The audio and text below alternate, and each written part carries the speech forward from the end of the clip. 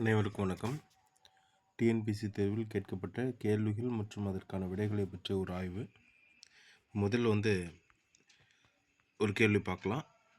குறுந்தொகை என்னும் நூலை தொகுத்தவர் அப்படின்னு கேள்வி கேட்டிருக்காங்க. குறுந்தொகை என்கிற நூலை தொகுத்தவர் பூரிக்கோ. அதுதான் ஆப்ஷன். பூரிக்கோ தான் ஆப்ஷன்.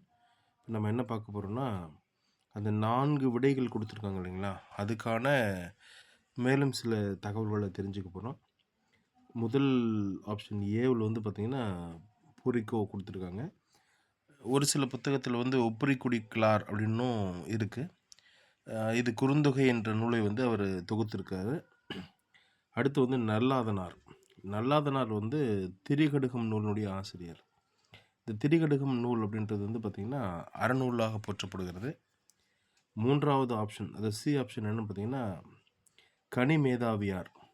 இவர் ஏலாதின்ற அறநூலையும் திணைமாலை 150 என்கிற அகவியல் நூலையும் எழுதிய ஆசிரியர் இவர்.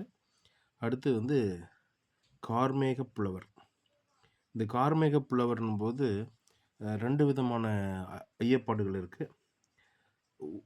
17ஆம் நூற்றாண்டில் ஒரு கார்மேக புலவர் இருந்திருக்காரு, 15ஆம் நூற்றாண்டில் ஒரு கார்மேக புலவர் இருந்திருக்காரு. இங்கே எந்த நூற்றாண்டு புலவர் கொடுத்துருக்காங்கன்றது சரியாக தெரியல. அதனால் 2த்தையுமே பார்த்துடலாம்.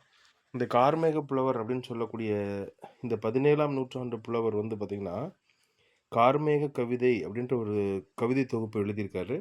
அதே சமயத்தில் திருவிளையாடற் புராணம்ன்ற ஒரு நூலும் எழுதியிருக்காரு. இந்த திருவிளையாடற் புராணம் நமக்கு ஏற்கனவே தெரியும். பரஞ்சோதி முனிவரால் எழுதிய நூல் தான் திருவிளையாடற் புராணம். இந்த திருவிளையாடற் புராணம் பார்த்திங்கன்னா இதே பேரில் கார்மேக புலவர், அதாவது காலமேக புலவர் அப்படின்ற அந்த அடைமொழியோடு எழுதியிருக்காரு. கார்மேக புலவர், காலமேக புலவர் 2 ஒன்று தான் சொல்கிறாங்க. இவர் எழுதின திருவிளையாடற் புராணமும் பரஞ்சோதி முனிவர் எழுதிய திருவிளையாடற் புராணமும் கொஞ்சம் வேறுபட்டது அப்படின்ற மாதிரி சொல்கிறாங்க. 2மே சிவபெருமானுடைய திருவிளையாடல் தான் சொல்லுது.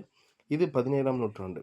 ஆனால் இங்கே இருக்கிற கேள்விகளுக்கு தொடர்புடையது பார்த்திங்கன்னா காலமேக புலவர். நம்ம புத்தகத்தில் படிச்சிருக்கக்கூடிய காலமேக புலவர் அல்லது கார்மேக புலவர்னு சொல்லக்கூடியவர். இவர் ஸ்லேடைன்ற அந்த இருட்டொரு மொழிதல் எழுதுறதுல சிறந்தவர் நம்ம படிச்சிருக்கோம். இவர் நிறைய நூல்கள் எழுதியிருக்காரு. சித்திரமடல், திணைமாலை உலா, சரஸ்வதி மாலை, அப்புறம் திருவானைக்கா உலா, இப்படி நிறைய நூல்கள் எழுதியிருக்காரு. இந்த இருட்டொரு மொழிதலில் தனிப்பாடல் திரட்டு நிறைய எழுதியிருக்காருன்றது நம்ம இந்த நேரத்தில் நம்ம தெரிஞ்சுக்கலாம். அப்போ ஒரு கேள்வி படிக்கும்போது நம்ம அதனுடைய 4 ஆப்ஷன்ஸ் இருக்கு இல்லைங்களா, அந்த ஆப்ஷன்ஸ்க்கும் ஒரு கேள்வி உருவாக்கி படித்தோம்னா நமக்கு நிறைய எக்ஸ்ட்ரா கூடுதல் தகவல் கிடைக்கும். இதை சார்ந்தே பார்த்திங்கன்னா அடுத்தடுத்த கேள்விகளுக்கும் நமக்கு அது உதவியாக இருக்குன்றது இந்த நேரத்தில் சொல்லிக்க விரும்புகிறேன். நன்றி, வணக்கம்.